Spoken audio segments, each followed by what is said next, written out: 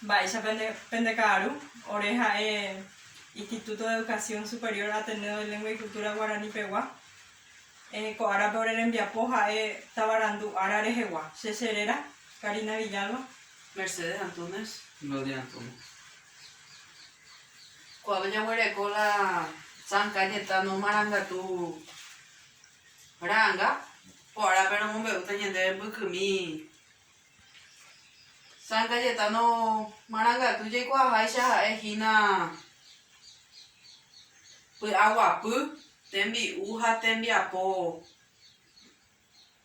Huereco, o huereco y pogube. Amoñeta teniente Bukumi. San Cayetano Recoveco. San Cayetano nació en Vicenza, Venecia, Italia, en el año 1480, sin conocerse la fecha exacta de su nacimiento. Su padre fue el Gaspar de Tiene y su madre María di Porto.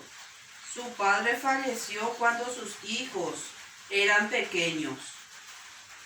En el año 1504 estudió teología y Derecho Civil y canónico en la Universidad de Padua, y en el año 1506 se trasladó a Roma para realizar estudios sacerdotales, siendo nombrado secretario privado del Papa Julio II, quien muere en el año 1513.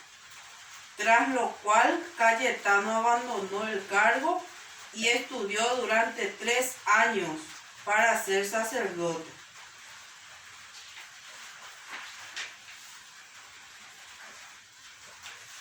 Fundó en Roma una asociación de clérigos denominada Cofradia del Amor Divino y posteriormente regresó a Vicenza, donde ingresó al oratorio de San Jerónimo para trabajar por las personas menos favorecidas, como los pobres y enfermos incurables del hospital.